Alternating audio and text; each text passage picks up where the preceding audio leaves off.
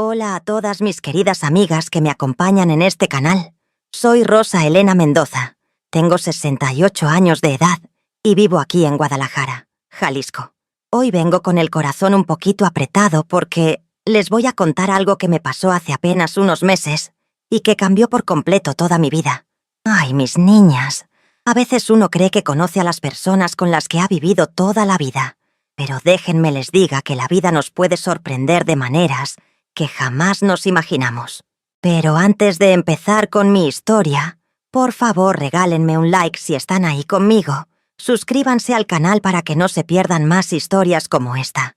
Y en los comentarios me dicen de qué país me están viendo, porque me encanta saber que tenemos amigas de toda nuestra hermosa América Latina. También quiero que me comenten si ustedes han pasado por algo parecido, porque créanme que después de lo que viví, me di cuenta de que no estamos solas en estas situaciones. Ahorita me estoy preparando un tecito de manzanilla porque todavía me pone nerviosa recordar todo esto. Agarren su bebida favorita, pónganse cómodas, porque la historia que les voy a contar es larga, pero créanme que vale la pena escucharla hasta el final. Es una historia de 45 años de matrimonio, de confianza traicionada, de mentiras que duraron décadas, y de cómo una mujer de mi edad puede descubrir fuerzas que ni ella misma sabía que tenía. Mi historia comienza con algo muy sencillo pero muy extraño. Mi esposo, Carlos Javier, empezó a salir de la casa todas las noches, exactamente a las 2 de la mañana. Al principio pensé que eran casualidades, pero después me di cuenta de que era un patrón que se repetía noche tras noche. Durante 45 años de casados, Carlos nunca había hecho algo así. Por eso cuando empezó con estas salidas misteriosas, algo en mi corazón me decía que algo no estaba bien. Lo que descubrí después de poner cámaras ocultas en su automóvil, sin que él se diera cuenta, fue algo que jamás en mi vida me hubiera imaginado. Mi Carlos, el hombre con el que construí una familia, con el que pasé las mejores y peores épocas de mi vida, llevaba una doble vida completamente elaborada. Tenía otra mujer, otros hijos, otra casa, otra familia completa que yo desconocía por completo. Toda nuestra vida juntos había sido una mentira cuidadosamente construida durante décadas. Pero eso no es todo, mis queridas amigas. Lo que viene después es una historia de investigación, de valentía, de dolor, pero también de renacimiento, porque a los 68 años aprendí que nunca es tarde para decir «basta» y tomar las riendas de nuestra propia vida. Para entender bien mi historia, tengo que llevarlas conmigo al año 1978, cuando tenía apenas 23 años, y conocí a Carlos Javier en una kermes de la iglesia de San Juan de Dios, aquí en Guadalajara. Yo era una muchacha trabajadora. Venía de una familia humilde del barrio de Analco. Mi papá, que en paz descanse, trabajaba en una fábrica de zapatos, y mi mamá lavaba ropa ajena para ayudar a la economía familiar. Éramos 5 hermanos, y yo era la segunda, así que desde muy chica aprendí a ser responsable y a cuidar a los más pequeños. Carlos tenía 26 años cuando lo conocí. Era 3 años mayor que yo, y trabajaba como mecánico en un taller que estaba por la Colonia Moderna. Era un hombre guapo, moreno, con unas manos fuertes de tanto trabajar con herramientas, y tenía una sonrisa que me derretía el corazón. Venía de una familia también trabajadora, de por allá de Tlaquepaque. Su papá tenía una pequeña talabartería y Carlos había aprendido a ser muy hábil con las manos desde niño. En esa época, Guadalajara era muy diferente a como es ahora. Las colonias estaban más separadas, la gente se conocía más entre vecinos, y las familias eran mucho más unidas. Los domingos íbamos al centro a caminar por la plaza, comprábamos elotes y chicharrones, y por las tardes nos sentábamos en el parque a platicar mientras los niños jugaban. Era una vida más sencilla, pero también más tranquila. Carlos me conquistó poco a poco. Era muy detallista. Me llevaba flores del mercado. Me escribía cartitas que yo guardaba en una cajita de zapatos. Me llevaba a los bailes de la colonia. Me presentó a su familia, y yo a él con la mía. Parecía un hombre serio, trabajador, con ganas de formar una familia. Mis papás lo querían mucho porque veían que me respetaba y que tenía buenos propósitos conmigo. Después de 2 años de noviazgo, en 1980, nos casamos por la iglesia de San José del Refugio. Fue una boda sencilla pero muy bonita. Mi mamá me hizo el vestido en su máquina de coser, Singer, que todavía conservo, y las vecinas me ayudaron con el peinado y el maquillaje. Carlos se veía muy guapo con su traje café que había mandado hacer especialmente para la ocasión. La fiesta fue en el patio de la casa de mis papás, con mariachi y todo, aunque no más por 2 horas porque era lo que podíamos pagar. Los primeros años de casados fueron muy bonitos.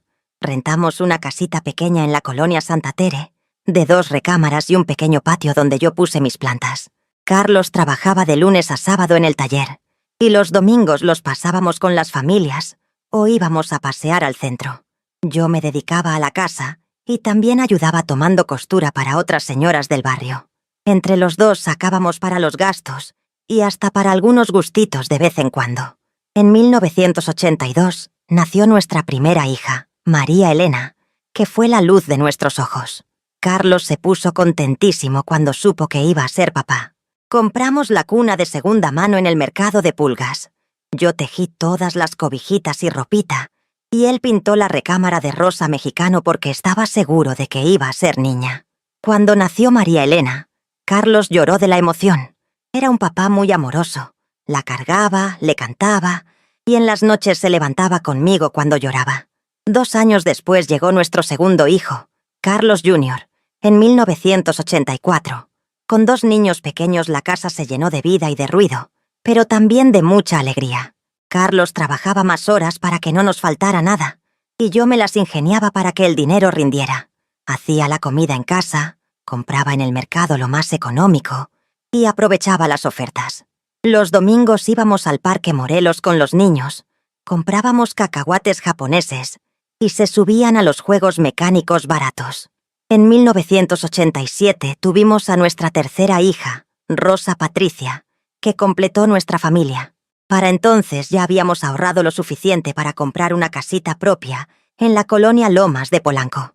Era pequeña pero nuestra, con 3 recámaras y un patio más grande donde los niños podían jugar. Carlos había progresado en el taller y ya era el encargado de una sección.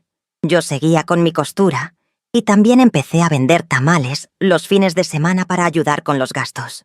Durante todos esos años, Carlos parecía ser el esposo y papá ideal. Nunca faltaba a la casa, llegaba todos los días a la misma hora, comíamos juntos y los fines de semana los dedicaba completamente a la familia. Los niños lo adoraban porque siempre tenía tiempo para jugar con ellos. Los ayudaba con las tareas y cuando se enfermaban, él se quedaba despierto cuidándolos conmigo. Parecía realmente un hombre de familia, comprometido con todos nosotros. Los años pasaron tranquilos. Los niños crecieron. Fueron a la escuela primaria del barrio, luego a la secundaria. María Elena resultó muy estudiosa y quería ser maestra. Carlos Jr. era bueno para los deportes y soñaba con ser futbolista. Y Rosa Patricia tenía talento para dibujar y quería estudiar diseño. Carlos y yo estábamos muy orgullosos de nuestros hijos y trabajábamos duro para darles las mejores oportunidades que pudiéramos. En los años 90 las cosas mejoraron económicamente. Carlos abrió su propio taller con un socio y yo monté un pequeño negocio de ropa de bebé que vendía a otras mamás del barrio. Pudimos remodelar la casa, agregar una recámara más y hasta compramos nuestro primer carro, un Tsuru blanco que era nuestro orgullo. Los niños ya estaban en la preparatoria y planeábamos cómo pagarles la universidad. Durante todos estos años, desde 1980 hasta los años 2000, Carlos siguió siendo el mismo. Trabajador, responsable, cariñoso con los niños y conmigo. Teníamos nuestras pequeñas diferencias como todas las parejas, pero nada grave. Él seguía llegando todos los días a la misma hora, pasaba los fines de semana en casa y jamás me dio motivos para sospechar de nada extraño. Si alguien me hubiera dicho en esos años que Carlos llevaba una doble vida, me hubiera reído de puro incrédula. Conforme nuestros hijos fueron creciendo y haciendo sus propias vidas, Carlos y yo entramos en una nueva etapa de nuestro matrimonio. María Elena se recibió de maestra y se casó en el año 2005 con un muchacho muy bueno que conoció en la Normal. Se fueron a vivir a su propia casa, no muy lejos de nosotros, y al año siguiente nos dieron nuestro primer nieto, Carlitos, que se convirtió en la adoración de Carlos. Mi esposo era un abuelo baboso. Siempre tenía dulces en las bolsas para el niño. Y los domingos se lo llevaba al parque o al estadio cuando había partido de las Chivas. Carlos Jr. terminó la preparatoria y aunque no pudo ser futbolista profesional como soñaba, consiguió trabajo en una empresa de transportes y también se casó joven. En el 2007 se fue a vivir con su esposa a otra colonia, pero venía seguido a visitarnos. Rosa Patricia estudió diseño gráfico como quería y trabajaba en una imprenta del centro. Se quedó en casa con nosotros más tiempo porque decía que no tenía prisa por casarse, que quería primero establecerse bien en su carrera. Con la casa más vacía, Carlos y yo tuvimos que aprender a convivir de nuevo como pareja, después de tantos años enfocados en criar a los hijos. Al principio fue un poco extraño, porque ya nos habíamos acostumbrado al ruido y el movimiento constante de los muchachos. Pero poco a poco fuimos encontrando nuevas rutinas. Los viernes íbamos al cine, los sábados visitábamos a los hijos, y los domingos seguíamos yendo a misa juntos, como habíamos hecho durante décadas. El taller de Carlos siguió creciendo. Para el año 2010 ya tenía 5 empleados y una clientela muy establecida. Muchos de sus clientes eran personas que habían venido recomendadas por otros, porque Carlos tenía muy buena fama de honesto y de hacer trabajos de calidad. Yo seguía con mi negocio de ropa de bebé, que se había expandido a través de recomendaciones de boca en boca. Entre los dos, teníamos una situación económica estable y cómoda para nuestra edad. En esos años, Carlos empezó a trabajar un poco más. Decía que quería aprovechar que el negocio iba bien para ahorrar más para nuestro retiro. A veces llegaba más tarde de lo normal, pero siempre con una explicación lógica, que había tenido que terminar un trabajo urgente, que un cliente había llegado tarde, que había ido a comprar refacciones. Nunca me pareció nada sospechoso porque conocía bien su trabajo y sabía que efectivamente a veces había días más pesados que otros. Los fines de semana seguían siendo completamente familiares. Carlos jamás salía solo, ni hacía planes sin incluirme. Íbamos juntos al mandado, a visitar a los hijos, a las fiestas familiares. Durante las vacaciones viajábamos a pueblitos cercanos como Tequila, Chapala o Mazamitla. Carlos siempre parecía contento de estar conmigo y con la familia. Nunca mostró signos de aburrimiento o de querer estar en otro lado. En el 2012, Rosa Patricia finalmente se casó con un diseñador que conoció en su trabajo. Fue una boda preciosa, aunque pequeña, y Carlos y yo estábamos felices de ver a nuestra hija menor tan enamorada. Con todos los hijos ya establecidos, oficialmente nos convertimos en una pareja de la tercera edad. Carlos tenía 59 años y yo 56. Empezamos a hablar de planes para cuando nos retiráramos. Quería que viajáramos más, que conociéramos otros estados de la República, que disfrutáramos de nuestros nietos. Durante todos estos años, nuestra vida íntima como pareja siguió siendo normal. Carlos era cariñoso conmigo. Me decía que me veía bien a pesar de los años, y seguíamos teniendo momentos románticos. Los aniversarios de bodas los celebrábamos yendo a cenar a algún restaurante bonito, y él siempre me regalaba flores o algún detalle. En nuestras charlas nocturnas hablábamos de los recuerdos, de los nietos, de los planes futuros. Parecía realmente un hombre satisfecho con la vida que habíamos construido juntos. Las rutinas de Carlos siguieron siendo muy predecibles durante todos estos años. Se levantaba a las 6 de la mañana, desayunábamos juntos, se iba al taller, regresaba a comer a la casa alrededor de las 2, descansaba un rato, volvía al trabajo hasta las 7 de la noche y llegaba a cenar y a ver la televisión conmigo. Los sábados trabajaba mediodía y los domingos descansaba completamente. Era una rutina que habíamos seguido durante décadas y que me daba mucha tranquilidad y seguridad. En el 2015 celebramos nuestras bodas de plata, 35 años de casados. Hicimos una fiesta pequeña con la familia y algunos amigos cercanos. Carlos dio un discurso muy bonito donde dijo que yo había sido la mujer de su vida, que estaba agradecido por los hijos que habíamos criado juntos y que esperaba que Dios nos diera muchos años más para seguir disfrutando de nuestra familia. Todos los invitados se emocionaron y yo me sentí la mujer más afortunada del mundo al tener un esposo que después de tantos años todavía me hablaba con tanto amor.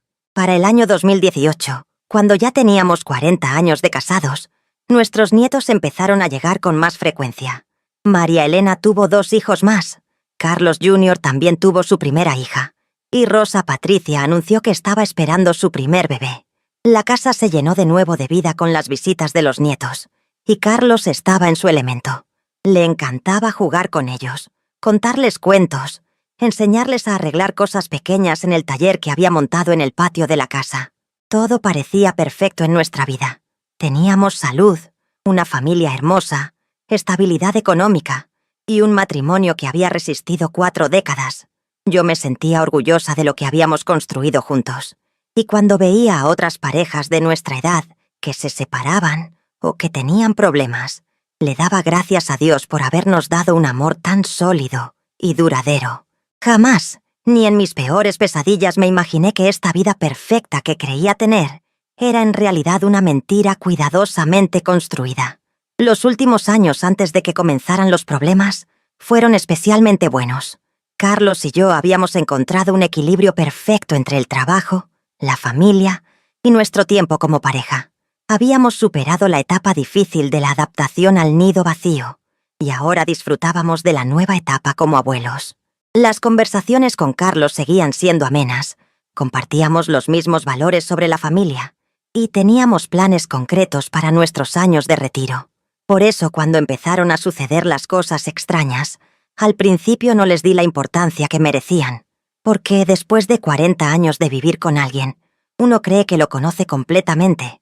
Uno confía en que las rutinas establecidas durante décadas son genuinas. Uno asume que el hombre que ha sido constante durante tanto tiempo seguirá siendo constante. Pero la vida me enseñó que nunca hay que dar nada por sentado, sin importar cuántos años hayamos compartido con una persona. Todo empezó de manera muy sutil, a principios del año 2020. Al principio fueron pequeños cambios en los hábitos de Carlos que yo atribuí al estrés de la pandemia y los problemas económicos que estaba teniendo el taller por las restricciones del gobierno. Como muchos negocios pequeños, el suyo se vio afectado porque la gente salía menos y arreglaba menos sus carros. Carlos estaba preocupado por mantener a sus empleados y por los gastos fijos del local. La primera cosa que noté fue que Carlos empezó a recibir llamadas telefónicas más frecuentes en horarios extraños. Antes, las llamadas de trabajo llegaban durante el día y él las contestaba normalmente frente a mí. Pero ahora empezaron a llegar llamadas en la noche, después de las 9, y Carlos salía al patio para contestar. Cuando le preguntaba quién había llamado, me decía que eran clientes con emergencias o proveedores que trabajaban horarios nocturnos por la pandemia. En ese momento me pareció razonable, porque efectivamente muchos negocios habían cambiado sus horarios. También noté que Carlos empezó a pasar más tiempo en su teléfono celular. Antes él era de las personas que apenas usaban el teléfono, nada más para llamadas necesarias. Pero de repente lo veía checar mensajes con más frecuencia, y cuando yo me acercaba, guardaba el teléfono rápidamente. Cuando le preguntaba sobre esto, me decía que sus empleados le mandaban fotos de los trabajos para que él los supervisara desde la casa, y que los proveedores ahora manejaban todo por WhatsApp por la pandemia. Como yo no entiendo mucho de tecnología, me pareció lógico. En marzo de 2020, cuando empezó la cuarentena más estricta, Carlos decidió que él seguiría yendo al taller, aunque fuera solo por unas horas para mantener los trabajos urgentes y para cuidar que no se robaran las herramientas. Esto también me pareció sensato, porque efectivamente habían aumentado los robos en los negocios cerrados. Pero empecé a notar que a veces regresaba con olores extraños en la ropa, perfume de mujer muy suave o un aroma a casa diferente al del taller. Cuando le comentaba sobre estos olores, Carlos siempre tenía explicaciones, que había ido a casa de algún cliente para revisar un carro que no podían llevar al taller, que había pasado por casa de su hermana para llevarle despensa porque ella estaba en cuarentena total, que había ayudado a una señora mayor que se le descompuso el carro en la calle. Todas estas explicaciones sonaban creíbles y concordaban con la personalidad servicial que Carlos había mostrado durante décadas. Pero lo que realmente empezó a preocuparme fueron los cambios en sus horarios de sueño. Carlos siempre había sido una persona de hábitos muy fijos.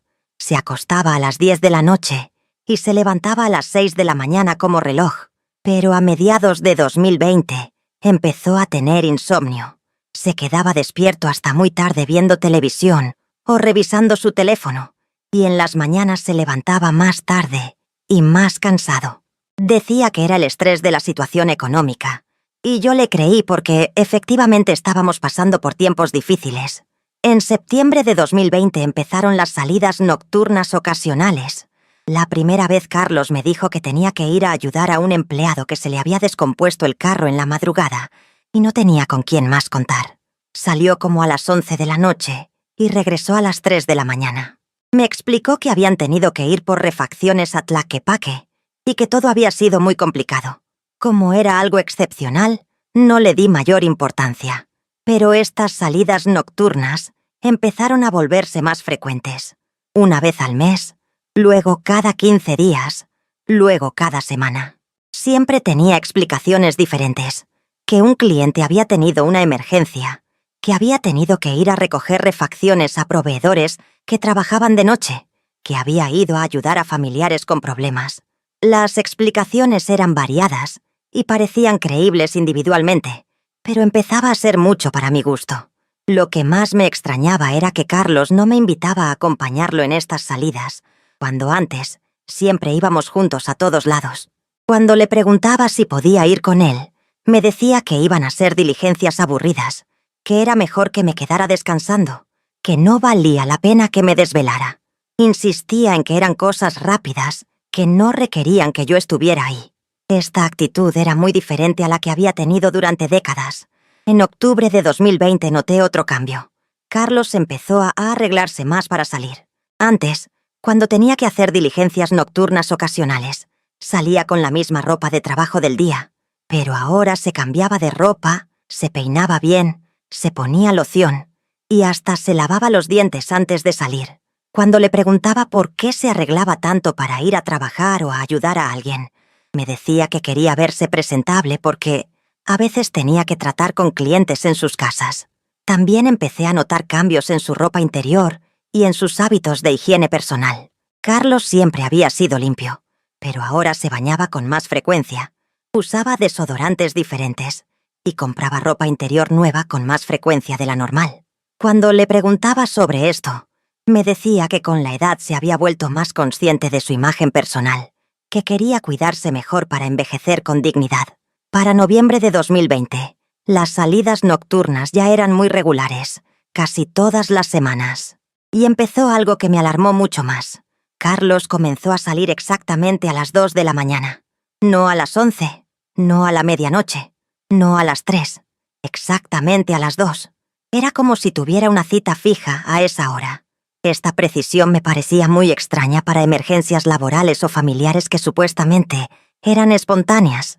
La primera vez que salió exactamente a las 2 de la mañana, me dijo que un cliente que trabajaba en el turno nocturno de una fábrica le había pedido que fuera a revisar su carro en su descanso, que era exactamente a esa hora. Sonaba lógico, pero cuando empezó a repetirse todas las semanas, siempre a las 2 en punto, empecé a sospechar que algo no estaba bien. No podía ser casualidad que siempre tuviera emergencias exactamente a la misma hora.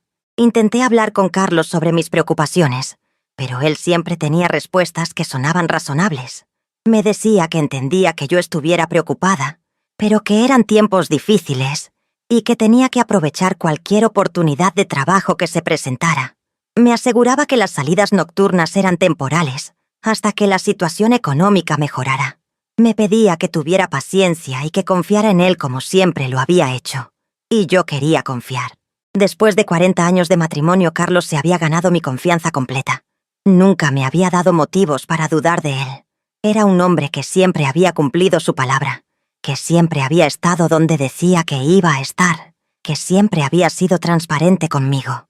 Por eso, a pesar de mis crecientes sospechas, una parte de mí seguía creyendo que todo tenía una explicación inocente.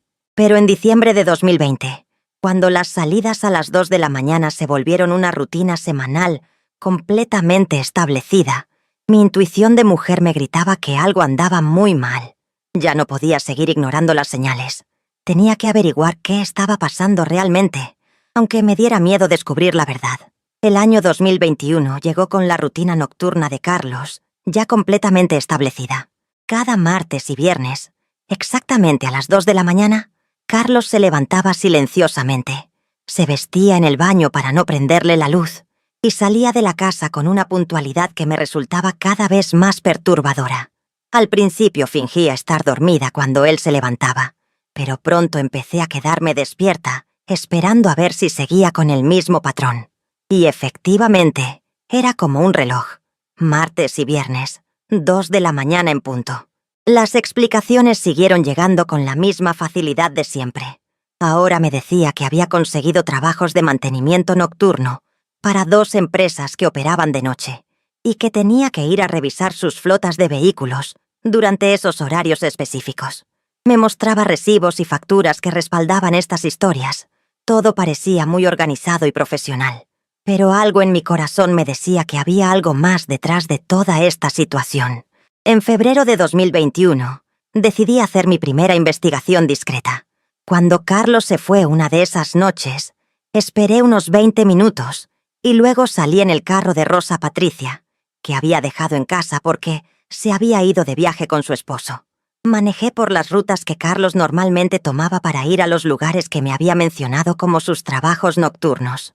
No lo encontré por ningún lado. Sus sitios de trabajo supuestamente estaban vacíos y no había rastro de él o de su camioneta. Esa noche regresé a casa con el corazón acelerado y 1000 preguntas en la cabeza. Cuando Carlos volvió a las 5 de la mañana, como siempre, fingí estar dormida. Pero por dentro, estaba hecha un mar de nervios. Al día siguiente le pregunté casualmente cómo había estado su trabajo nocturno, y él me contó una historia muy detallada sobre los vehículos que había revisado y los problemas que había encontrado.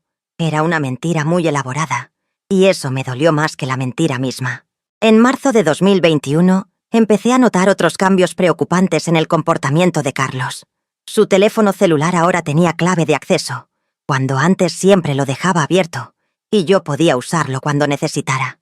Cuando le pregunté sobre la clave, me dijo que era por seguridad, que le habían recomendado proteger la información de sus clientes. También empezó a llevarse el teléfono al baño, algo que nunca había hecho antes. Sus llamadas telefónicas se volvieron aún más secretas. Ahora no solo salía al patio para contestar, sino que a veces salía de la casa completamente y se iba a la esquina para hablar. Cuando regresaba y le preguntaba quién había llamado, las explicaciones se volvían más vagas. Clientes, trabajo, cosas del taller. Ya no me daba los detalles específicos que antes compartía conmigo sobre sus conversaciones laborales. En abril de 2021, durante una de sus ausencias nocturnas, decidí revisar su ropa y sus cosas más cuidadosamente.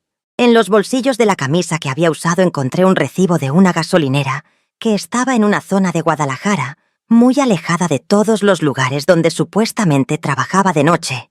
También encontré un papel pequeño con una dirección escrita a mano, en una letra que no reconocí. Era letra de mujer, muy bonita y cuidadosa. Esa dirección se quedó grabada en mi mente. Privada de los Rosales 47, Colonia Las Flores. Era una zona residencial de casas pequeñas que yo conocía, porque quedaba cerca de donde vivía una prima mía. No tenía idea de qué podía estar haciendo Carlos en esa zona, porque ninguno de sus trabajos, clientes o familiares vivían por ahí. Decidí que tenía que investigar más. A mediados de abril, durante una de las salidas de Carlos, manejé hasta esa dirección. Era una casa pequeña pero bien cuidada, pintada de azul claro con una reja blanca. Tenía un pequeño jardín al frente con plantas bien cuidadas y cortinas bonitas en las ventanas. Se veía como una casa habitada por una familia joven. Me quedé observando desde el carro durante un rato, pero no vi nada inusual. Sin embargo, algo me decía que ese lugar era importante en el misterio que estaba viviendo. En mayo de 2021, las salidas nocturnas aumentaron. Ya no eran solo los martes y viernes, sino que a veces también los sábados o los domingos. Carlos siempre tenía explicaciones, pero empezaron a sonar repetitivas y menos convincentes. Que tenía trabajos de emergencia, que había conseguido más contratos nocturnos, que los clientes preferían horarios de madrugada para no interrumpir sus operaciones diurnas. Lo que más me preocupaba era que Carlos parecía estar viviendo 2 vidas completamente separadas. Durante el día era el mismo esposo cariñoso de siempre. Desayunábamos juntos, me contaba sobre su día en el taller, veíamos televisión en las noches, visitábamos a los hijos los fines de semana. Pero en las madrugadas se convertía en un extraño que salía a una vida paralela que yo desconocía completamente. En junio de 2021, después de meses de creciente ansiedad, tomé una decisión que cambió todo. Decidí seguirlo durante una de sus salidas nocturnas. Era un viernes, y como siempre Carlos se levantó exactamente a las 2 de la mañana. Esta vez lo dejé salir primero. Esperé 5 minutos, y luego lo seguí en el carro de Rosa Patricia, manteniendo distancia para que no me viera. Carlos manejó por rutas que yo no conocía, tomando calles que evitaban las avenidas principales. Era como si conociera exactamente cómo moverse sin ser visto. Después de unos 20 minutos de manejo, llegó exactamente a la dirección que había encontrado en su bolsillo, Privada de los Rosales, Cona 47. Mi corazón se detuvo cuando lo vi estacionar su camioneta frente a esa casa azul. Desde mi posición, oculta detrás de otros carros estacionados, vi algo que me partió el alma en pedazos. La puerta de la casa se abrió antes de que Carlos siquiera tocara, como si alguien lo estuviera esperando. Salió una mujer joven, tal vez de unos 35 años, con el cabello largo y vestida con una bata de casa. Carlos la abrazó y la besó de una manera que me confirmó todas mis peores sospechas. No era un beso de saludo casual, era un beso de amor, de intimidad, de pareja. Pero lo que vi después fue aún peor. De la casa salieron corriendo 2 niños pequeños, un niño y una niña, que gritaron «¡Papá!» y se colgaron de Carlos como si fuera lo más natural del mundo. Carlos los cargó, los besó, y los 3 entraron a la casa juntos como una familia perfecta. En ese momento entendí que mi vida entera había sido una mentira. Carlos no solo tenía una aventura, tenía otra familia completa. Me quedé sentada en el carro durante horas, llorando en silencio, tratando de procesar lo que acababa de descubrir. 41 años de matrimonio, 3 hijos juntos, nietos, una vida entera construida juntos. Y resulta que mi esposo había estado viviendo una doble vida con otra mujer y otros hijos que yo ni sabía que existían. La traición era tan profunda y tan completa que no sabía ni cómo empezar a procesarla. Esa noche regresé a casa antes de que Carlos volviera, y cuando él llegó a las 5 de la mañana como siempre, fingí estar dormida. Pero por dentro estaba destruida. Al día siguiente, cuando Carlos me contó su historia habitual sobre el trabajo nocturno, tuve que usar toda mi fuerza de voluntad para no gritarle que sabía la verdad. Pero necesitaba tiempo para decidir qué hacer con esta información que había cambiado mi vida para siempre.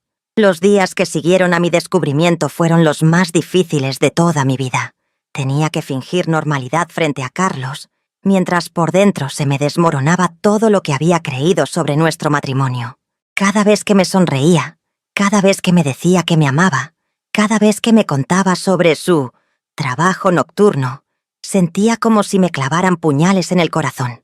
Pero sabía que necesitaba mantener la calma para poder planear mi siguiente paso. Durante una semana entera viví en una especie de shock emocional. Me levantaba en las mañanas, preparaba el desayuno, hacía las labores de la casa, atendía mi negocio de ropa de bebé, pero todo lo hacía como robot.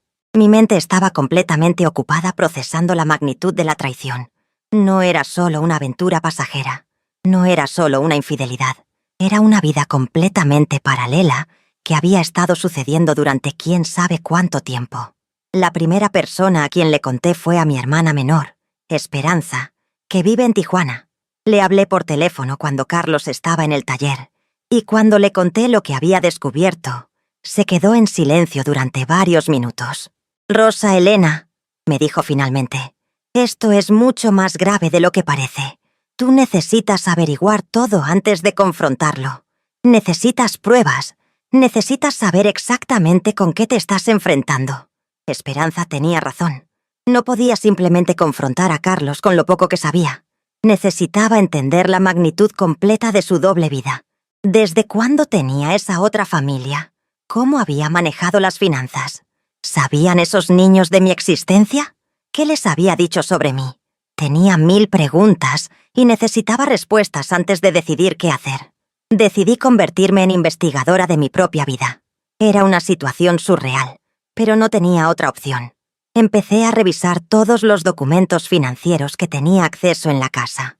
Estados de cuenta del banco, recibos, facturas, todo lo que pudiera darme pistas sobre cómo Carlos había estado manejando esta doble vida económicamente.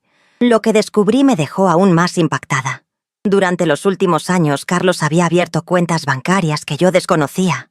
Había retirado cantidades importantes de nuestras cuentas conjuntas, con explicaciones que en su momento me habían parecido razonables. Inversiones en el taller, compra de herramientas, pagos a proveedores. Pero ahora entendía que ese dinero había estado financiando su otra familia. Nuestra seguridad económica había estado subsidizando su traición. También encontré recibos de compras que no recordaba, ropa para niños que no eran nuestros nietos, juguetes, artículos para el hogar que nunca llegaron a nuestra casa. Carlos había estado comprando para 2 familias simultáneamente y había sido tan cuidadoso organizando todo que yo nunca me había dado cuenta. Era una operación logística impresionante, pero moralmente repugnante. A mediados de junio de 2021 tomé la decisión de hacer una investigación más profunda. Contraté a un investigador privado que me había recomendado mi prima, que había pasado por un divorcio difícil. Se llamaba Licenciado Morales, y cuando le conté mi situación, me dijo que desafortunadamente era más común de lo que yo pensaba. Me aseguró que me ayudaría a descubrir toda la verdad, sin importar lo dolorosa que fuera. El licenciado Morales hizo en 2 semanas lo que a mí me habría tomado meses. Me trajo un reporte completo que me destrozó, pero que me dio todas las respuestas que necesitaba. La otra mujer se llamaba Luisa Fernández. Tenía 38 años y había conocido a Carlos en el año 2010 cuando llevó su carro al taller. Los niños que había visto tenían 9 y 7 años, lo que significaba que Carlos había empezado esta relación apenas 5 años después de nuestras bodas de plata. Pero eso no era todo. Carlos había registrado a esos niños con su apellido. Legalmente, él era el padre oficial y había estado pagando todos sus gastos durante años. Luisa creía que Carlos estaba separado de mí, pero que no se había divorciado por razones económicas complicadas. Él le había dicho que estábamos en proceso de divorcio desde hacía años, pero que yo me negaba a firmar los papeles por despecho.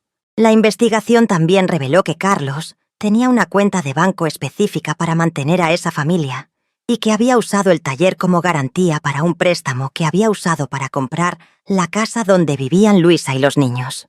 Nuestra estabilidad financiera estaba literalmente hipotecada para mantener su mentira.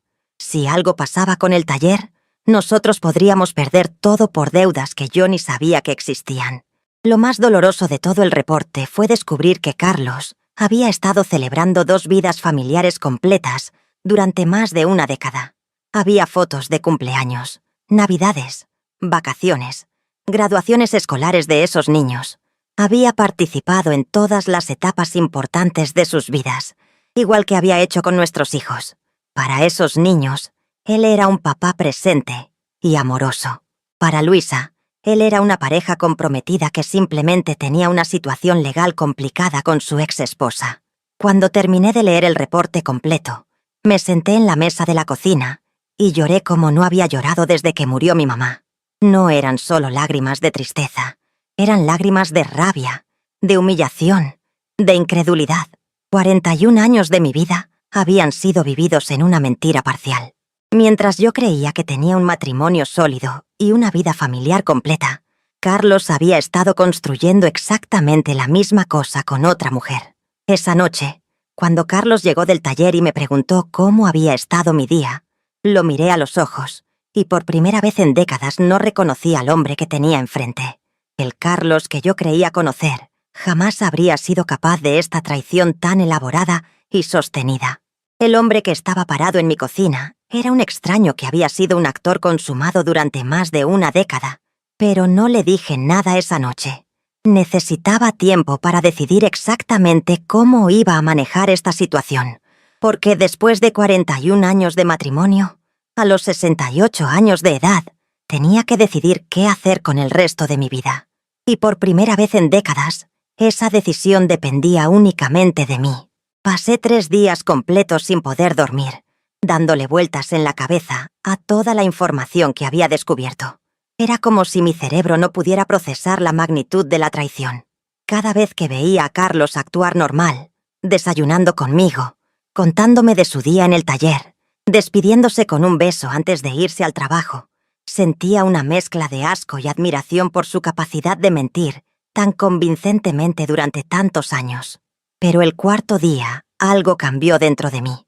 En lugar de seguir sintiéndome como víctima, empecé a sentir una furia fría y calculadora que no sabía que tenía.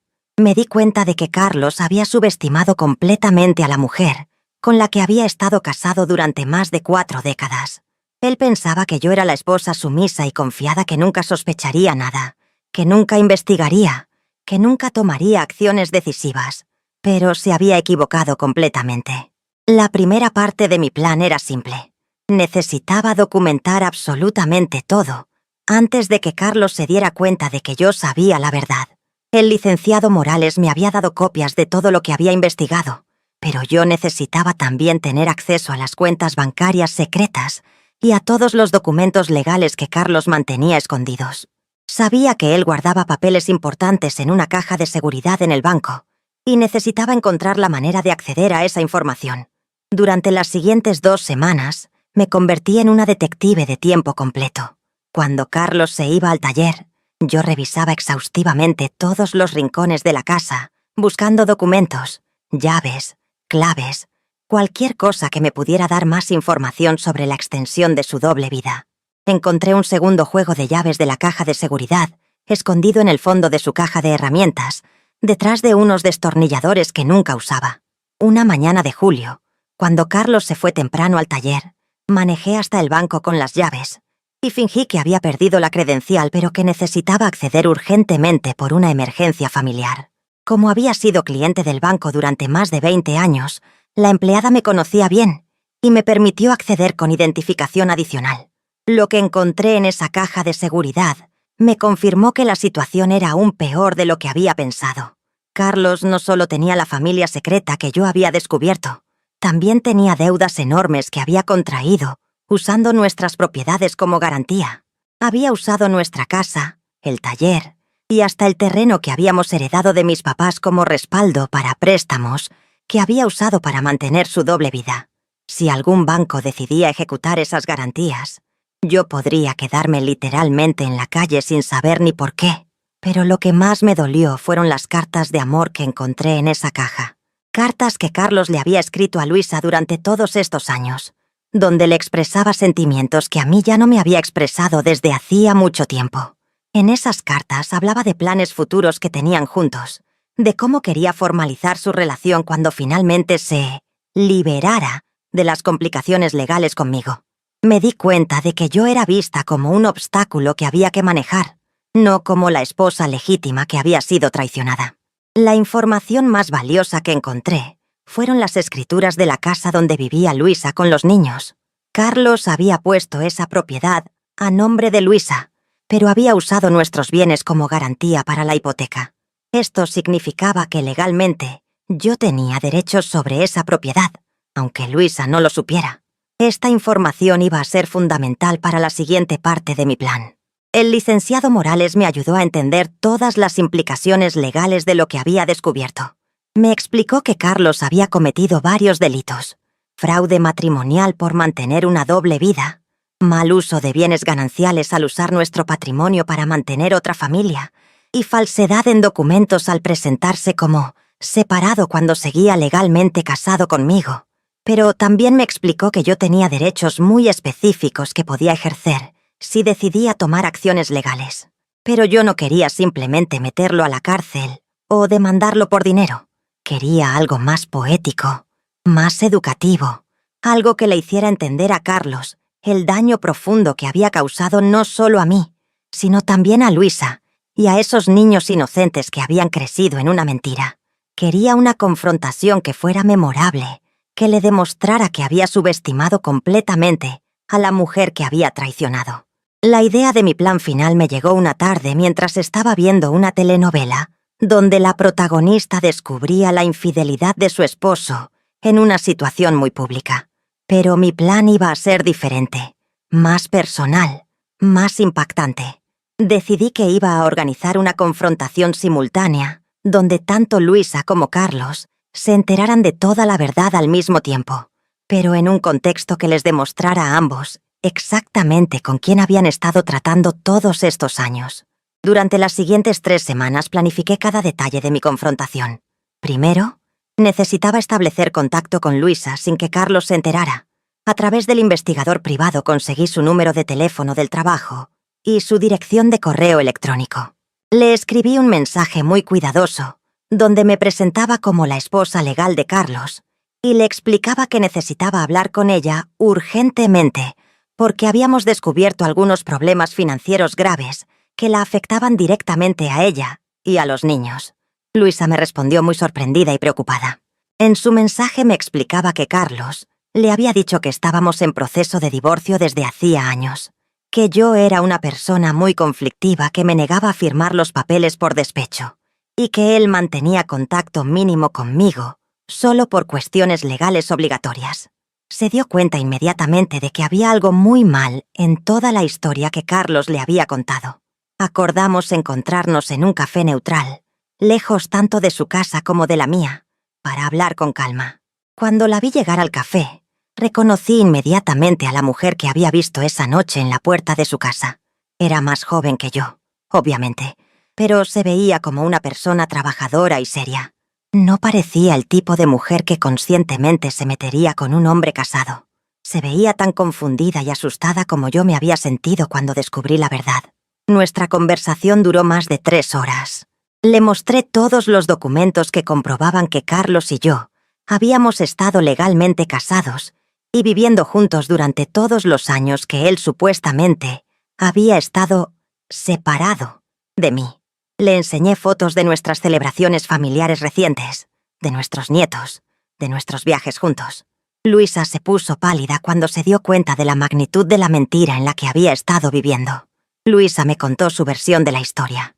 Carlos la había conquistado diciéndole que estaba pasando por un divorcio muy complicado, porque yo era una mujer manipuladora que había amenazado con quitarle el taller si él me dejaba oficialmente. Le había dicho que mantenía una relación cordial conmigo por los hijos, pero que él dormía en una recámara separada y que nuestra relación era puramente práctica.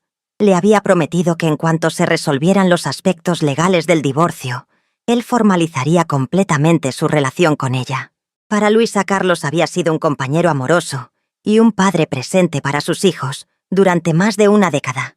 Él participaba en las juntas escolares, llevaba a los niños al doctor, celebraba sus cumpleaños, los ayudaba con las tareas. Los niños lo adoraban y lo consideraban completamente su papá. Carlos había logrado ser un padre de familia ejemplar para 2 familias simultáneamente, lo cual hablaba tanto de sus habilidades organizativas como de su capacidad de engaño. Cuando Luisa entendió que ella y sus hijos habían sido víctimas de la misma mentira que yo, empezó a llorar. No eran lágrimas solo de tristeza, sino de humillación y de rabia. Se sentía exactamente igual que yo, completamente engañada por un hombre que había resultado ser un extraño. Me dijo que ahora entendía muchas cosas que le habían parecido extrañas durante los años. Pequeñas inconsistencias en las historias de Carlos, que ella había decidido ignorar porque confiaba en él. Juntas decidimos que Carlos merecía una confrontación que estuviera a la altura de la elaborada mentira que había construido. Luisa estaba tan furiosa como yo, y quería que Carlos entendiera el daño que había causado, no solo a nosotras, sino especialmente a sus hijos, que habían crecido creyendo que tenían un papá honesto y comprometido. Decidimos coordinar una confrontación donde él se viera obligado a explicar su comportamiento frente a las 2 familias que había traicionado. El plan que desarrollamos era simple pero devastador. Luisa le iba a decir a Carlos que quería organizar una cena especial para celebrar el cumpleaños de su hijo mayor, que cumplía 10 años.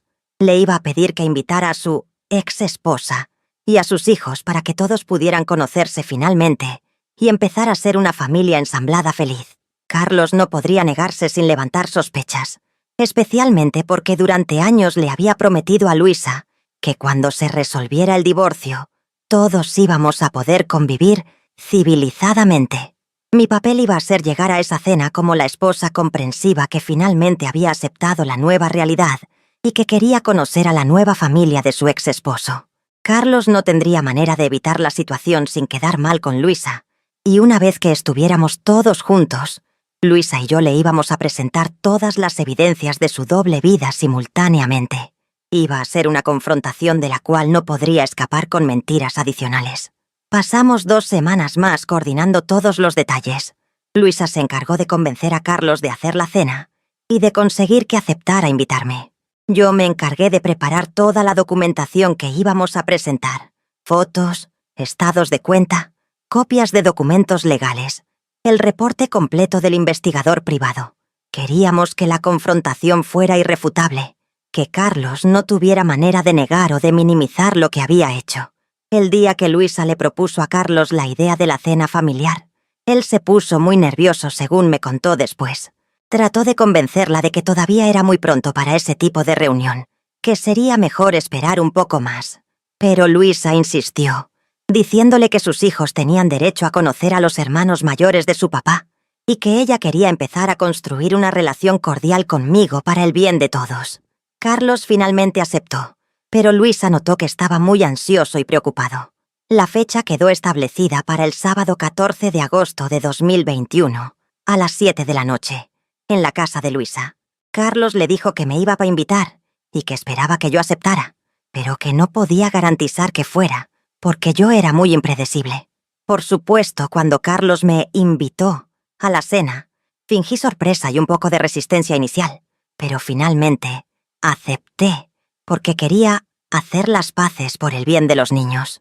Durante las 2 semanas previas a la cena, Carlos estuvo más nervioso de lo que lo había visto jamás. Obviamente sabía que algo podía salir mal, pero no tenía manera de cancelar la cena sin quedar mal con Luisa o sin levantar sospechas conmigo.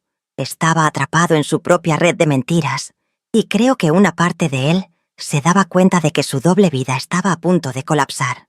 El viernes 13 de agosto, la noche antes de la confrontación, no pude dormir nada. Repasé mentalmente todos los aspectos de nuestro plan. Verifiqué que tuviera todos los documentos necesarios y traté de prepararme emocionalmente para lo que iba a ser probablemente la conversación más difícil de mi vida.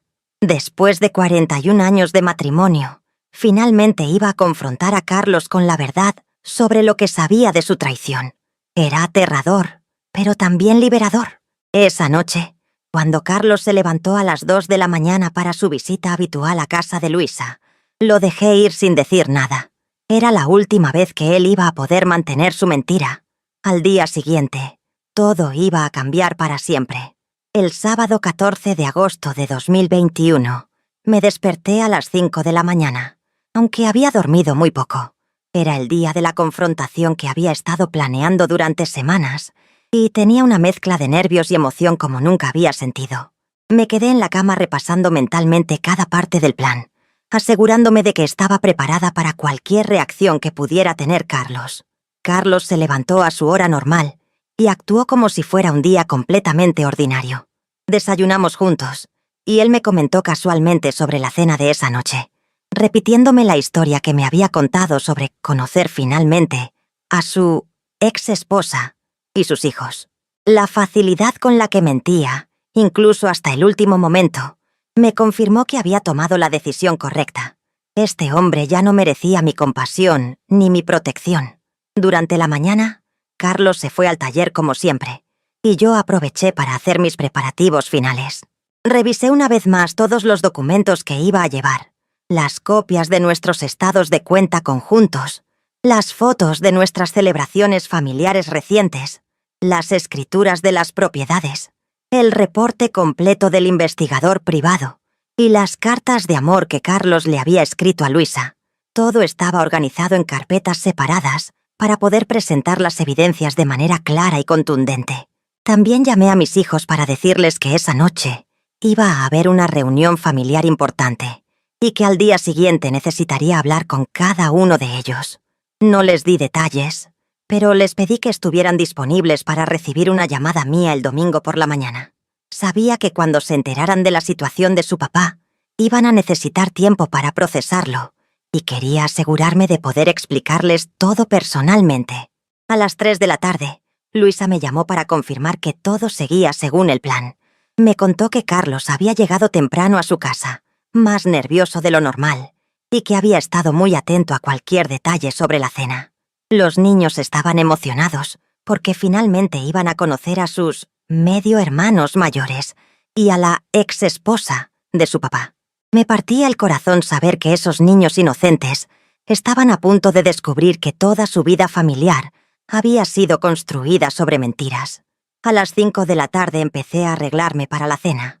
Me puse un vestido azul marino que me hacía sentir elegante y segura. Me maquillé cuidadosamente y me peiné de una manera que me daba una apariencia seria, pero digna. Quería que cuando Carlos me viera, se diera cuenta inmediatamente de que algo había cambiado en mí, que ya no era la esposa confiada que había estado engañando durante tantos años. Carlos llegó a casa a las 6 para cambiarse y recogerme. Cuando me vio lista, me dijo que me veía muy bien y que estaba orgulloso de mí por haber aceptado conocer a Luisa. La hipocresía de sus palabras me daba náuseas, pero mantuve mi compostura. Durante el viaje en el carro hacia casa de Luisa, Carlos estuvo inusualmente callado.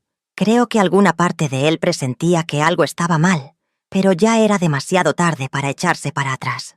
Llegamos a la privada de los Rosales Mosno 47, exactamente a las 7 de la noche. Era la primera vez que yo iba a esa casa oficialmente, aunque ya la conocía de mis investigaciones secretas. Luisa abrió la puerta con una sonrisa que parecía natural, pero yo podía ver la tensión en sus ojos. Estaba actuando su papel perfectamente, fingiendo que era simplemente la nueva pareja de Carlos que quería hacer las paces con la ex esposa por el bien de los niños. Los hijos de Luisa, Miguelito de 10 años y Sofía de 8, salieron corriendo a saludar a Carlos gritando «¡Papá!», exactamente como los había visto hacer esa noche, cuando los seguí por primera vez. Carlos los abrazó con genuino cariño, y pude ver que realmente los quería. Eso hacía la situación aún más trágica, porque estos niños iban a ser víctimas colaterales de las mentiras de su papá. Luisa me presentó a los niños como Rosa Elena, una amiga muy especial de papá que va a cenar con nosotros. Los niños me saludaron con la cortesía que les habían enseñado, y yo traté de ser cariñosa con ellos, porque sabía que no tenían culpa de nada. Miguelito se parecía mucho a Carlos cuando era joven, y Sofía tenía unos ojos muy expresivos que me recordaron a mi propia hija, Rosa Patricia, a esa edad. La casa por dentro era acogedora, y estaba decorada con mucho gusto. Se veía que Luisa era una mujer cuidadosa y organizada. Había fotos familiares en todas las paredes. Carlos con los niños en diferentes etapas de crecimiento, vacaciones familiares, cumpleaños, graduaciones escolares. Era como ver un álbum paralelo de la vida de Carlos, que yo desconocía completamente. En una de las fotos, Carlos cargaba a Sofía cuando era bebé, con la misma expresión de orgullo paternal que había tenido con nuestros propios hijos. Luisa había preparado una cena deliciosa: pollo en mole, arroz rojo, frijoles refritos y tortillas hechas a mano. Era exactamente el tipo de comida casera que a Carlos le gustaba, preparada con el mismo cariño con el que yo había cocinado para él durante décadas. Me di cuenta de que Luisa había puesto el mismo esfuerzo en conquistar a Carlos a través de la cocina que yo había puesto 40 años antes. Durante la primera parte de la cena, todos actuamos nuestros papeles perfectamente. Carlos estaba obviamente nervioso, pero trataba de mantener conversaciones normales con todos. Les preguntó a los niños sobre la escuela, me incluyó en las conversaciones preguntándome sobre nuestros hijos mayores, y trató de crear un ambiente familiar relajado. Si yo no hubiera sabido la verdad, realmente habría parecido una cena exitosa entre una familia ensamblada que estaba aprendiendo a convivir. Pero Luisa y yo habíamos acordado que después del plato principal, antes del postre, empezaríamos con la confrontación. Cuando los niños terminaron de comer y pidieron permiso para ir a ver televisión, Luisa les dijo que fueran a su cuarto, porque los adultos necesitaban hablar de cosas importantes. Los niños obedecieron sin protestar, acostumbrados a que los adultos tuvieran conversaciones privadas. Una vez que estuvimos solos los tres en el comedor, el ambiente cambió completamente. Luisa fue la primera en hablar. «¡Carlos!», le dijo con voz muy seria. «Rosa, Elena y yo hemos estado platicando, y creemos que es hora de que nos digas la verdad sobre algunas cosas. Carlos se puso inmediatamente alerta, y pude ver que el color se le fue de la cara. ¿De qué verdad hablas?, preguntó Carlos, tratando de sonar casual pero obviamente asustado. Luisa me miró, y yo saqué la primera carpeta de documentos. «Carlos», le dije con voz muy tranquila, «sabemos que nos has estado mintiendo a las dos durante más de 10 años.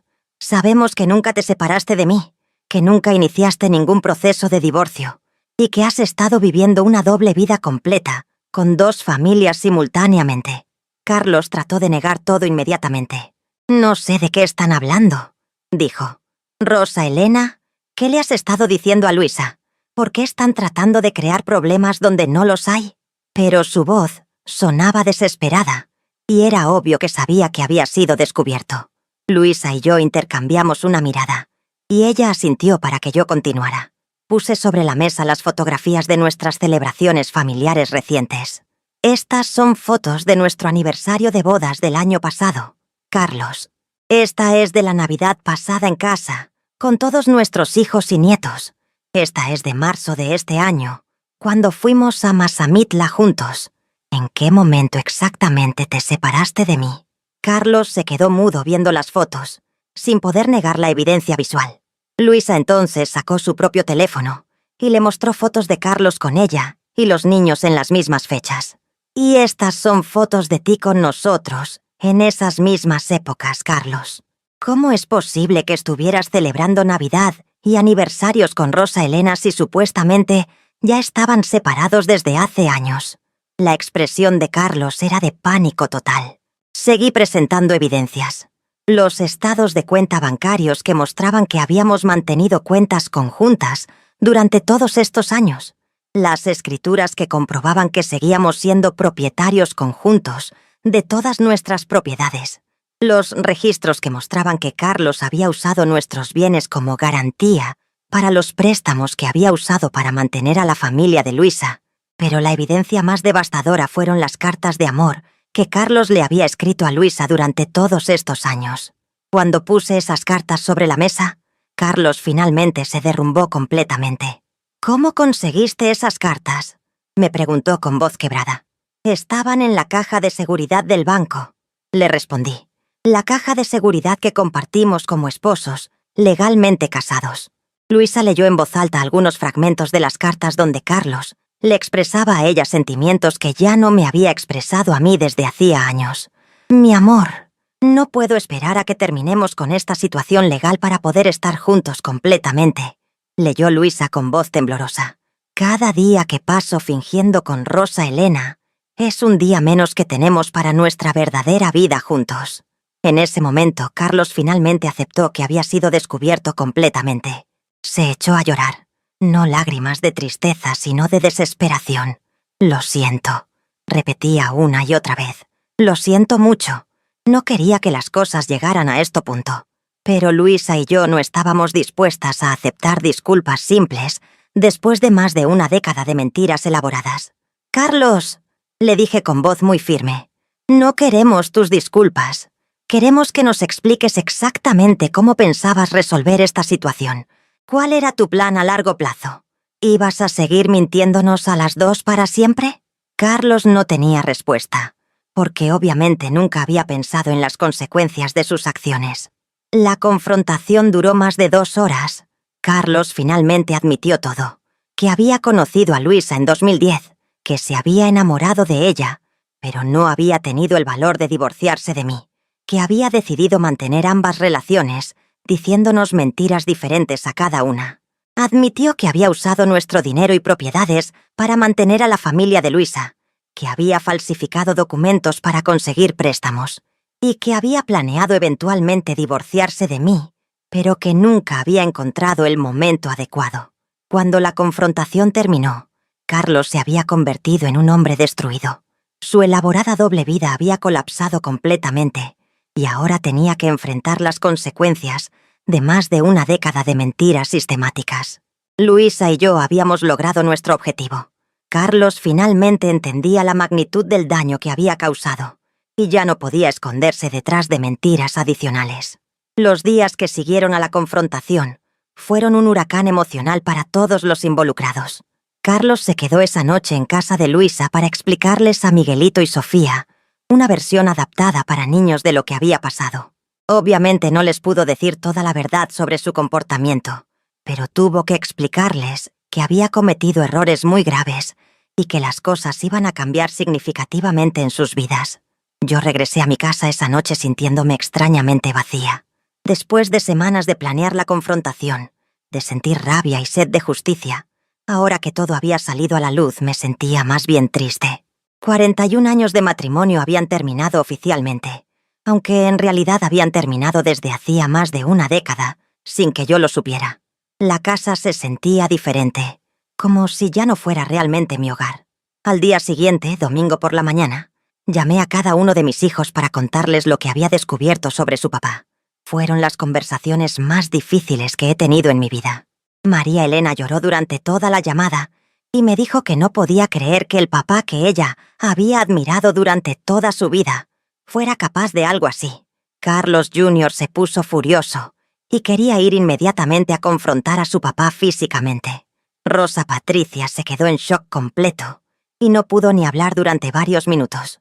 Los tres vinieron a la casa esa misma tarde y pasamos horas hablando sobre cómo esto afectaba a toda la familia. Los nietos también iban a ser afectados, porque ahora tenían medio hermanos que no conocían y una situación familiar completamente complicada. Mis hijos se sentían traicionados, no solo porque su papá había engañado a su mamá, sino porque también había construido otra familia paralela, sin incluirlos en esa parte de su vida. Durante esa primera semana después de la confrontación, Carlos trató de llamarme varias veces, pero yo no contesté ninguna de sus llamadas. No estaba lista para escuchar más explicaciones o disculpas. Había pasado décadas escuchando mentiras elaboradas y necesitaba tiempo para procesar todo lo que había descubierto sin la influencia de su manipulación emocional. Mis hijos me apoyaron en esta decisión y se turnaron para acompañarme durante los días más difíciles. El licenciado Morales me ayudó a entender exactamente cuáles eran mis opciones legales. Podía demandar a Carlos por fraude matrimonial, por mal uso de bienes gananciales y por los daños emocionales causados por su engaño sistemático. También tenía derechos sobre todas las propiedades que él había usado como garantía para mantener a su otra familia, incluyendo la casa donde vivía Luisa con los niños. Pero después de mucha reflexión, decidí que no quería una batalla legal prolongada y costosa. Lo que quería era una separación limpia que me garantizara mi seguridad financiera para el resto de mi vida y que también protegiera a Luisa y a los niños, que habían sido víctimas de las mentiras de Carlos, tanto como yo. No tenía sentido castigar a esos niños inocentes por los errores de su papá. La propuesta que le hice a Carlos a través del abogado era simple pero firme. Él me iba a traspasar completamente el taller, que era el negocio más próspero que teníamos, junto con la casa donde habíamos vivido durante décadas. También iba a cancelar todas las deudas que había contraído, usando nuestros bienes como garantía, vendiendo otras propiedades si era necesario. A cambio, yo no lo iba a demandar penalmente y le iba a permitir formalizar su relación con Luisa sin complicaciones legales adicionales. Carlos aceptó todas mis condiciones sin protestar. Creo que se daba cuenta de que había tenido mucha suerte de que yo hubiera decidido ser generosa en lugar de vengativa. Cualquier tribunal habría fallado completamente a mi favor, y él podría haber perdido todo, incluyendo su libertad. La separación legal se completó en menos de 2 meses, y para octubre de 2021 oficialmente ya no estábamos casados. Durante este proceso legal, también tuve varias conversaciones con Luisa. Al principio nuestra relación era muy tensa, porque aunque las dos habíamos sido víctimas de Carlos, también había resentimientos naturales entre nosotras. Pero gradualmente desarrollamos una especie de respeto mutuo. Luisa era una buena mujer que había sido engañada tanto como yo, y sus hijos necesitaban estabilidad después de descubrir que toda su vida familiar había sido construida sobre mentiras. Acordamos que los niños seguirían viendo a Carlos regularmente, pero que él tendría que ser completamente honesto con ellos sobre su comportamiento pasado de maneras apropiadas para su edad. También acordamos que mis hijos mayores podrían conocer a Miguelito y Sofía si ellos querían, porque después de todo, eran medio hermanos. No iba a ser fácil construir una familia ensamblada después de tanto engaño, pero los niños no tenían culpa de las decisiones de los adultos. La reacción de la comunidad y los amigos fue mixta. Algunas personas me apoyaron completamente y admiraron mi fortaleza para manejar la situación con dignidad. Otras, especialmente algunas señoras mayores de la iglesia, pensaban que yo debería haber perdonado a Carlos y tratado de salvar el matrimonio por el bien de la familia. Estas actitudes me confirmaron que había tomado la decisión correcta de no tolerar más la traición. Mis hijos tardaron varios meses en procesar completamente lo que había pasado con su papá. María Elena, siendo la mayor y la más madura, fue la primera en entender que yo había tomado la decisión correcta. Carlos Jr. se mantuvo enojado con su papá durante mucho tiempo, y su relación nunca volvió a ser la misma. Rosa Patricia, siendo la más joven, se sintió muy confundida durante meses, pero eventualmente también entendió que yo no había tenido otra opción. Los nietos también fueron afectados por la situación. Carlitos, el hijo de María Elena, tenía edad suficiente para entender que algo grave había pasado entre sus abuelos, aunque no entendía completamente los detalles. Los otros nietos más pequeños simplemente notaron que ya no veían al abuelo Carlos y a la abuela Rosa Elena juntos, pero se adaptaron con la flexibilidad natural de los niños. Para fines de 2021, mi nueva vida como mujer divorciada ya estaba establecida.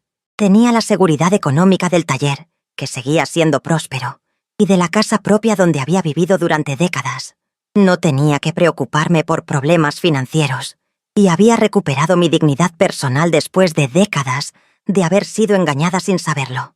Pero lo más importante era que había recuperado mi sentido de autoestima y de control sobre mi propia vida. Durante 40 años había definido mi identidad principalmente como la esposa de Carlos y la madre de nuestros hijos. Ahora, a los 69 años, tenía que redescubrir quién era Rosa Elena Mendoza como individuo independiente. El proceso de reconstrucción personal no fue fácil. Había noches donde me sentía muy sola, especialmente los fines de semana cuando antes Carlos y yo hacíamos cosas juntos. Había momentos donde me preguntaba si había hecho lo correcto, si tal vez debería haber tratado de perdonar y seguir adelante. Pero cada vez que tenía estas dudas, recordaba la magnitud y la duración de su traición, y sabía que había tomado la única decisión posible para una mujer con dignidad. También tuve que aprender a manejar aspectos prácticos de la vida que Carlos siempre había manejado: las finanzas del negocio, las reparaciones de la casa, las decisiones sobre inversiones. Al principio me sentía abrumada, pero gradualmente descubrí que era más capaz de lo que había pensado. Contraté un administrador para el taller que resultó ser muy honesto y eficiente, y aprendí a manejar mis propias finanzas con la ayuda de un contador recomendado por el banco. Durante los primeros meses de 2022, empecé a reconectar con amigas que había descuidado durante los años cuando mi vida giraba completamente alrededor de Carlos y la familia. Empecé a ir a clases de baile folclórico en el centro de la tercera edad, me uní a un grupo de lectura en la biblioteca y comencé a hacer trabajo voluntario en un asilo de ancianos. Todas estas actividades me ayudaron a redescubrir intereses y talentos que había puesto en segundo plano durante décadas. La relación con mis hijos también cambió y mejoró. Ahora me veían no solo como su mamá, sino como una mujer fuerte e independiente que había tomado decisiones difíciles para proteger su propia dignidad. María Elena me dijo que yo era su inspiración para no tolerar nunca ningún tipo de falta de respeto en su propio matrimonio. Carlos Jr. empezó a consultarme sobre decisiones importantes de su vida, valorando mi experiencia y mi criterio. Rosa Patricia y yo nos volvimos más amigas que nunca, y ella me acompañaba frecuentemente a mis nuevas actividades sociales. Los domingos, que antes habían sido días familiares con Carlos, se convirtieron en días especiales con mis hijos y nietos. Establecimos una nueva tradición donde todos venían a comer a mi casa, y yo preparaba comidas especiales mientras los nietos jugaban en el patio. Era diferente a la vida familiar que había tenido antes, pero en muchas maneras era mejor porque ahora estaba basada en relaciones auténticas en lugar de en una mentira elaborada. Un año después de la confrontación, en agosto de 2022, reflexionando sobre todo lo que había pasado, me di cuenta de que Aunque la traición de Carlos había sido devastadora, también había sido liberadora. Me había obligado a descubrir fuerzas que no sabía que tenía, a tomar control de mi propia vida, de maneras que nunca había imaginado, y a redefinir mi identidad como una mujer independiente y digna, en lugar de simplemente como la esposa de alguien más. Ahora, en octubre de 2024, han pasado más de 3 años desde que descubrí la doble vida de Carlos, y puedo decir con certeza que mi vida actual es mucho mejor de lo que era cuando vivía en una mentira. Tengo 72 años y me siento más fuerte, más segura de mí misma y más feliz de lo que me había sentido en décadas. La Rosa Elena que descubrió las cámaras en el carro de Carlos era una mujer que vivía para otros. La Rosa Elena de ahora es una mujer que vive para sí misma, sin dejar de amar y cuidar a su familia. El taller que Carlos me dejó ha prosperado bajo mi administración. Contraté a un gerente muy capaz que se llama Miguel, un muchacho que trabajó con Carlos durante años y que conoce el negocio perfectamente. Yo superviso las decisiones importantes y manejo las finanzas, pero él se encarga de las operaciones diarias. Hemos expandido el negocio para incluir servicios de mantenimiento para flotas de taxis y camiones de entrega, y nuestros ingresos han aumentado significativamente desde que me hice cargo. Mi relación con mis hijos se ha fortalecido enormemente. María Elena me visita varias veces por semana y me considera su mejor amiga además de su mamá. Ella se divorció de su esposo el año pasado porque descubrió que él también le había estado mintiendo sobre algunas cosas importantes, y me dijo que mi ejemplo le había dado el valor para no tolerar la deshonestidad en su propia vida. Ahora ella y sus hijos viven conmigo temporalmente, mientras se encuentra una nueva casa. Carlos Jr. finalmente perdonó a su papá, pero su relación nunca volvió a ser la misma. Se ve con Carlos ocasionalmente, especialmente en eventos relacionados con los nietos, pero ya no hay la confianza y admiración que antes existía. Carlos Jr. me ha dicho varias veces que está orgulloso de cómo manejé toda la situación y que espera tener la misma fortaleza si alguna vez se enfrenta a situaciones difíciles en su propia vida. Rosa Patricia se casó nuevamente el año pasado con un hombre muy bueno, que la trata con mucho respeto y cariño. Ella me dijo que cuando conoció a su nuevo esposo, aplicó muchas de las lecciones que había aprendido observando mi situación. La importancia de mantener la independencia económica, de no ignorar las señales de alarma y de nunca permitir que nadie tome decisiones importantes sobre su vida sin consultarla. Mis nietos, que ahora son adolescentes y jóvenes adultos, me ven como una abuela muy cool, porque tomé control de mi vida a los 69 años. Carlitos, que ahora tiene 19 años, me dijo que cuando sea viejo quiere tener mi actitud hacia los cambios y los desafíos.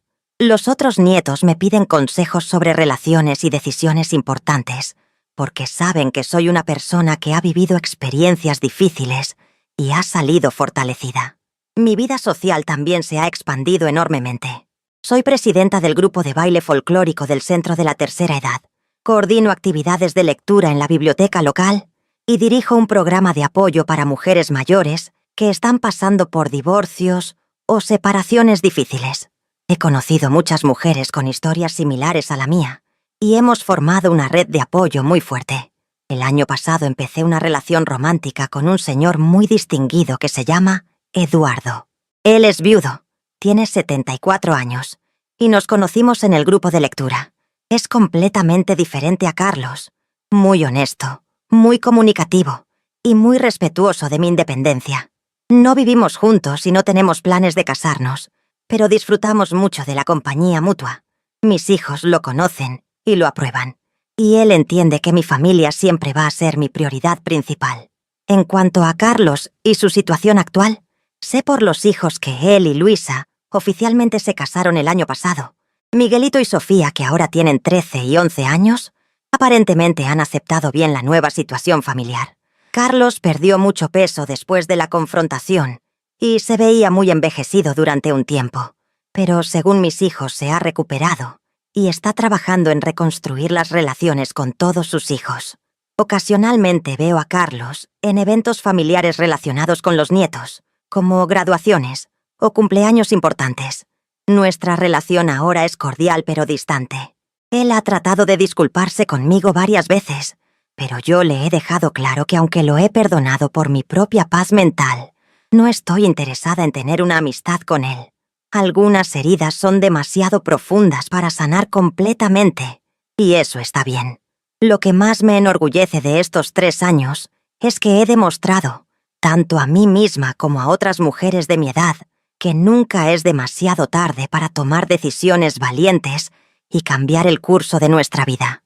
Cuando otras señoras del barrio o de la iglesia me comentan que admiran lo que hice, pero que ellas nunca tendrían el valor para algo así, les digo que el valor no es algo que se tiene o no se tiene, es algo que se desarrolla cuando las circunstancias lo requieren.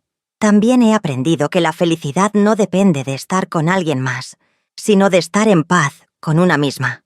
Durante 40 años pensé que mi valor como persona dependía de ser una buena esposa y madre. Ahora entiendo que mi valor viene de ser una buena persona, independientemente de mi estado civil o de las relaciones que tenga con otros. Mi casa ahora es realmente mi casa.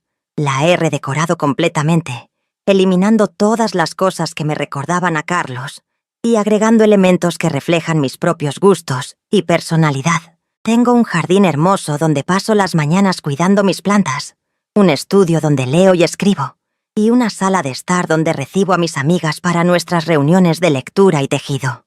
Económicamente estoy mejor de lo que había estado nunca. El taller genera suficientes ingresos para que viva cómodamente, y he hecho algunas inversiones inteligentes que me garantizan seguridad financiera para el resto de mi vida. También he establecido fondos de educación para mis nietos, para asegurarme de que tengan las oportunidades que yo no tuve cuando era joven. Mi salud también ha mejorado significativamente, desde que eliminé el estrés de vivir con alguien que me estaba mintiendo constantemente. Ya no tengo los dolores de cabeza frecuentes que tenía antes. Duermo mejor y tengo más energía para las actividades que disfruto. El doctor me dijo que mi presión arterial y mis niveles de azúcar han mejorado mucho, probablemente porque ya no vivo en un estado constante de ansiedad subconsciente. Durante estos 3 años también he mantenido una relación cordial con Luisa. Nos vemos ocasionalmente en eventos relacionados con los niños y hemos desarrollado un respeto mutuo. Ella es una buena madre y una persona decente que fue víctima de las mentiras de Carlos, tanto como yo. Sus hijos son niños bien educados y cariñosos, y me da gusto saber que tienen una madre que los está criando con valores sólidos. Mis hijos mayores han conocido a Miguelito y Sofía en algunas ocasiones, y aunque la relación es un poco forzada, todos hacen el esfuerzo por llevarse bien por el bien de los niños. Los nietos de diferentes familias juegan juntos durante las reuniones familiares, y gradualmente se está formando una especie de familia ensamblada funcional, a pesar de todas las complicaciones del pasado. A todas las mujeres que me están escuchando, especialmente a mis queridas amigas de la tercera edad, quiero decirles que nunca, pero nunca es demasiado tarde para defender nuestra dignidad y tomar control de nuestras propias vidas. Yo tenía 69 años cuando descubrí que mi matrimonio era una mentira, y muchas personas pensaron que a mi edad debería simplemente aceptar la situación y vivir en silencio con la traición. Pero yo les demostré, y me demostré a mí misma, que la edad no es una excusa para tolerar la falta de respeto. Durante 40 años creí que mi valor como mujer dependía de mantener mi matrimonio intacto, sin importar el costo personal. La sociedad nos enseña que las mujeres de nuestra generación deben ser abnegadas, sacrificadas, y que deben poner las necesidades de otros antes que las propias. Pero lo que aprendí es que cuando ponemos nuestra dignidad en segundo lugar, no estamos siendo nobles, estamos siendo cómplices de nuestro propio maltrato. La primera lección que quiero compartir es que nunca debemos ignorar nuestra intuición. Durante meses supe que algo andaba mal con Carlos, pero quise creer sus explicaciones porque era más fácil que enfrentar la verdad. Nuestro instinto de mujer raramente se equivoca, y cuando algo nos dice que las cosas no están bien, debemos investigar en lugar de convencernos de que estamos imaginando problemas donde no los hay. La segunda lección es que no importa cuántos años hayamos invertido en una relación, si esa relación está basada en mentiras y traición, no vale la pena salvarla. Muchas personas me dijeron que después de 40 años de matrimonio, Debería tratar de perdonar y seguir adelante. Pero el tiempo invertido en una relación no es una razón para tolerar la deshonestidad. De hecho, mientras más tiempo hayamos invertido, más grave es la traición cuando descubrimos que hemos estado viviendo una mentira. La tercera lección es que sí tenemos opciones, sin importar nuestra edad o situación económica. Cuando descubrí la doble vida de Carlos, mi primera reacción fue pensar que no tenía alternativas, porque era demasiado vieja para empezar de nuevo. Pero con determinación, apoyo legal e investigación cuidadosa, descubrí que tenía más poder del que había imaginado. La clave es informarse bien sobre nuestros derechos y opciones antes de tomar decisiones basadas en el miedo. La cuarta lección es que la felicidad después de los 60 años no solo es posible, sino que puede ser mejor que la felicidad de la juventud, porque está basada en el autoconocimiento y la sabiduría.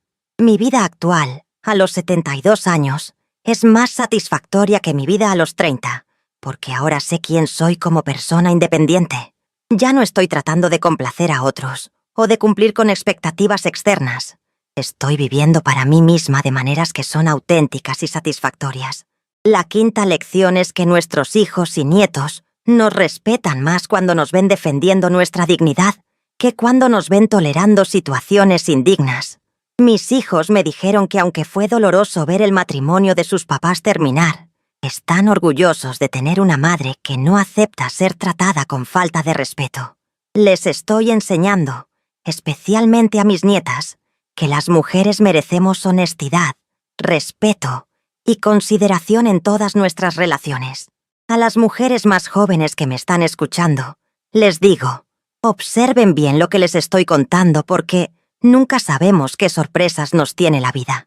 Mantengan siempre su independencia económica.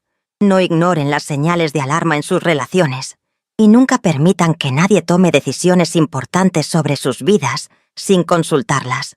La confianza es hermosa, pero la confianza ciega es peligrosa.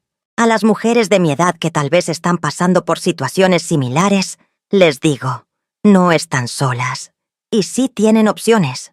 Busquen ayuda legal, busquen apoyo emocional e investiguen bien antes de tomar decisiones. No se dejen intimidar por las personas que les digan que a su edad deberían conformarse con menos de lo que merecen. La dignidad no tiene fecha de vencimiento. También quiero hablar directamente a los hombres que tal vez me están escuchando. Lo que Carlos hizo no es simplemente una aventura o un error. Es una traición sistemática que afecta a familias enteras durante décadas. Si están pensando en mantener dobles vidas o en ser deshonestos con sus parejas, recuerden que la verdad siempre sale a la luz, y las consecuencias de la deshonestidad son mucho peores que las consecuencias de enfrentar los problemas honestamente desde el principio. Nunca es tarde para cambiar el rumbo de nuestras vidas cuando descubrimos que hemos estado viviendo en situaciones que no nos sirven. Nunca es tarde para exigir respeto. Nunca es tarde para redescubrir quiénes somos como personas independientes. Nunca es tarde para construir la vida que realmente queremos, basada en la honestidad y la autenticidad. Si hay algo que quiero que recuerden de mi historia, es esto. Después de 40 años de creer que mi vida dependía de mantener un matrimonio, descubrí que mi vida realmente comenzó cuando tuve el valor de terminarlo. A los 69 años no terminé mi historia. La reescribí completamente, y los últimos 3 años han sido los mejores de mi vida. No dejen que nadie les diga que porque ya pasaron los 50, 60 o 70 años, ya no tienen derecho a buscar la felicidad y la dignidad. Nuestras vidas son nuestras hasta el último día, y merecemos vivirlas en nuestros propios términos. Gracias por acompañarme en este viaje, mis queridas amigas. Espero que mi historia les dé el valor que necesitan para escribir sus propias historias de dignidad y renacimiento. Que Dios las bendiga a todas, y recuerden, nunca es tarde para defender lo que merecemos. Hasta la próxima. Con mucho cariño, su amiga Rosa, Elena Mendoza.